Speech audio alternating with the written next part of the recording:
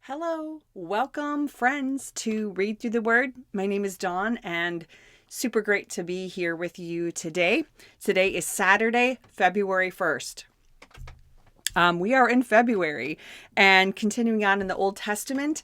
And today I get to open things up in the book of Exodus. So I was kind of excited when I saw that I got to do the lesson kind of starting us out in the book of Exodus. So I'm hoping today to give you just like a good kind of overview, but more just kind of like a good introduction of just jumping into this book, which has so much in it to learn, to read, to think upon. So let's get started.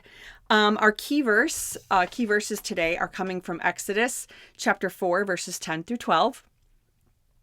But Moses pleaded with the Lord, "O Lord, I'm not very good with words. I never have been, and I'm not now, even though you have spoken to me. I get tongue-tied, and my words get tangled." Then the Lord asked Moses, "Who makes a person's mouth? Who decides whether people speak or do not speak, hear or do not hear, see or do not see? Is it not I, the Lord?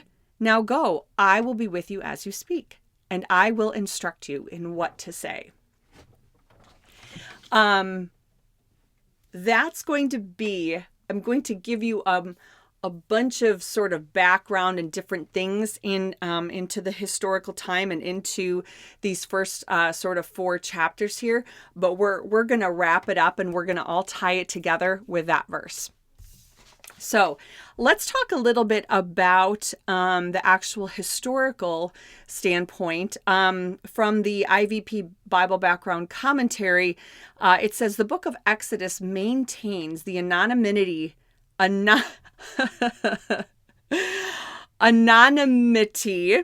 of the Pharaohs who have dealings with the Israelites.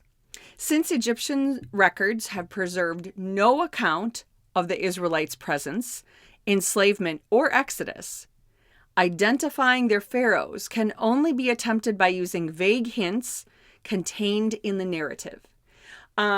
So if you ever hear somebody say, well, yes, we know definitively it was this pharaoh or that pharaoh, we really don't. There is not a massive consensus enough for us to say we really know this is who it was. So just remembering, it's something that has to be sort of guessed at through these different little hints. And that's kind of the best that we can do. So as far as the slave labor went, the massive number of projects by these Egyptian rulers necessitated an equally massive amount of labor. And these projects became very ambitious. They were very ambitious. And after a time, using their, native people that lived there to do the work, or even prisoners of war who might have been forced to do the work, it just wasn't enough. And so they had to target other people groups for this forced labor. And we know that the Israelites were growing in number. Brick making was a filthy job. It was not just hard work. It was a very dirty job. Millions of bricks were needed. They were often more square in size and probably about 12 to 13 inches long, baked in the sun, and often stamped with the name of the current ruler. So that's part of the work that they had to do. I want to talk a little bit about Moses now. The Hebrew word for Moses's basket, the basket that was created by his mother to send him into the river, into the Nile, was the Hebrew word for that basket is the same word that is used for Noah's Ark, and it's tebah. Tebah. Reeds were probably used for this basket. They could tie a lot of reeds together really tightly. And then there was a mineral pitch called bitumen that was kind of widely scattered about the area that they used to make it watertight. But again, the same word used for the basket was the same word used for Noah's Ark, tebah. So it must have been similar materials. It must have been made of similar materials and kind of a similar idea in some aspects. I also want to talk about the name that the Lord gives to Moses at the burning bush. Okay, so we're kind of putting just pieces of different historical, cultural, and biblical things here just to get an idea of what it was like, of the life of Moses, of what the slave labor was like. So when the Lord says his name, when he says Yahweh, and it is built from the Hebrew word to be, or he will be, but of course he uses it in a first person sense. Like I am, I will be. So this verb, this Hebrew verb to be, he uses and gives that to himself as a name, or that's the name that he gives Moses. I will be, I am, I always am. So very interesting. The word Yahweh is, it would be, YHWH, in, writing it in English. The four characters in Hebrew are Yod, Hey, Vav, Hey. So the Y is a Yod, the H is the Hey, the Vav is kind of like a staff looking. The letter almost looks like a staff. Vav, Hey. So those are the four Hebrew letters. There are no vowels in Hebrew writing. So when you look at Hebrew words, it's read right to left, and they did not have any vowels. In 1000 AD, when the Masoretic text was created, a system of what we call vowel pointing was put with these words. Vowel pointing is basically, it's different patterns of dots underneath and sometimes in the middle and sometimes on top of Hebrew words. So if you see Hebrew words with different dot patterns, those dot patterns are all vowel pointing. They're telling you what vowel sounds come in between the Hebrew letters. My Hebrew teacher often says Hebrew is just a puzzle of what dots matter and why. So it's not necessarily a real easy system to know, but that is how we get the vowel. That's how we know what the vowel sounds are. So otherwise it'd just be Yahweh, right? But we know it's Yahweh because of the vowel pointing that they included. So it means to be. And it translates as Lord. So when you see the word Lord in all capital letters, that is being translated. That's the translation for Yahweh. And also Adonai is a word that is used in place of Yahweh because some didn't believe that they wanted to always say the name of God. It was so sacred. So Adonai. So that's how God described himself. All right. Also, I wanted to note here that kind of going back to what life was like for Moses while he lived there, when he was guilty of killing someone, it's important to know that the Egyptians really considered all other ethnic groups and foreigners very inferior. So for Moses to be a foreigner and to kill an Egyptian was a great crime. That was a great crime. So you have all these things. So I want you to think kind of all that we talked about. What's it like? It's, the slave labor, the how filthy the work was, and just the way God saved Moses's life, and just the actual physical nature of the basket in relation to also the physical nature of the ark. So there's all these rich historical things that we can know about this situation. But to me, the most fascinating part in the reading for today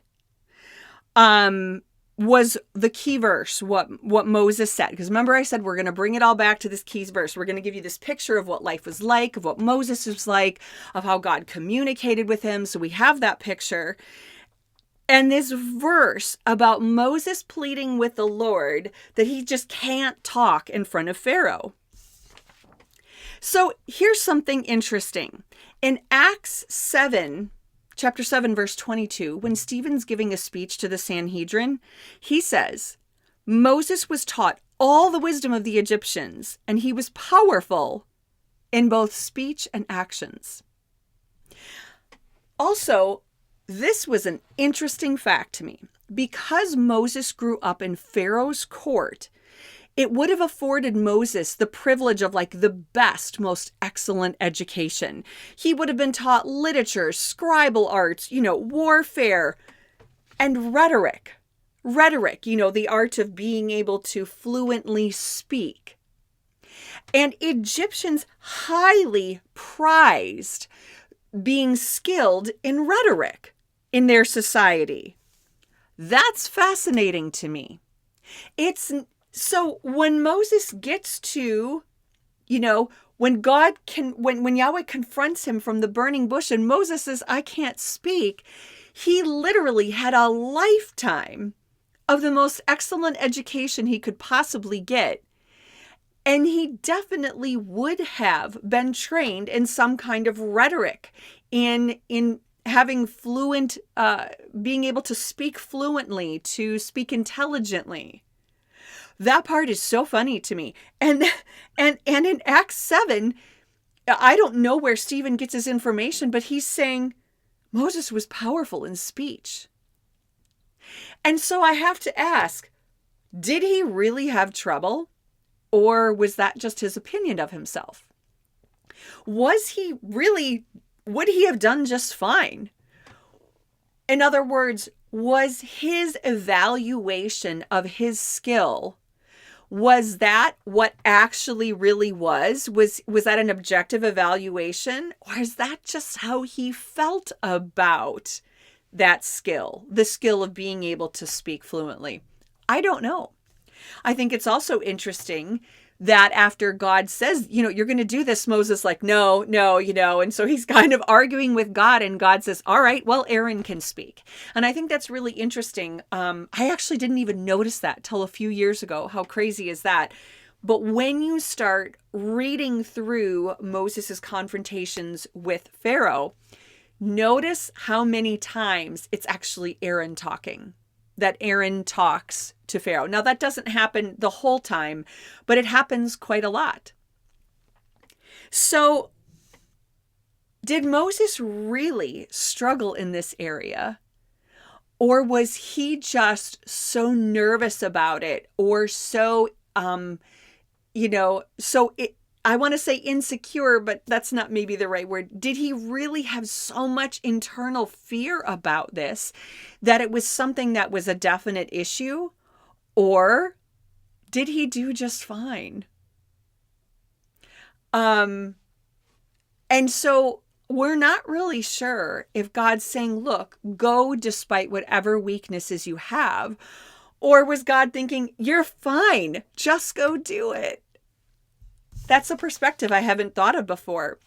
And I think when we think about our calling in Christ, our calling from the Lord, sometimes we can get really insecure and really scared, and we just completely lack all confidence. And of course, we don't want to be proud. There's not a place for a negative kind of pride where we're, giving ourselves all the credit. But we can also swing the pendulum the other way to the point where we think we're not capable of anything and we have nothing to offer. And we'll just never measure up, and our skill will never be good enough. And that's maybe the place that Moses was. And so I wanted to encourage you today to be graciously confident in the calling that God has given you. Not pride, but also not, we don't want a self-loathing either. That is not what God calls us to. So if there's something that God has gifted you in, or there's something that you've been sort of afraid to do, or a skill you've been afraid to use, or you've just not felt the confidence, I want to encourage you. If God gave you that skill set, you can graciously, confidently go forth and do what God has called you to do and be who God has called you to be. God's given us all different gifts and different skills. And you can be confident that whatever God has put in you to do that, He's going to carry that to completion and continue to work that, in you and through you. So be graciously confident in the calling that God has given you. Thanks, friends, and we'll see you next time on Read Through the Word.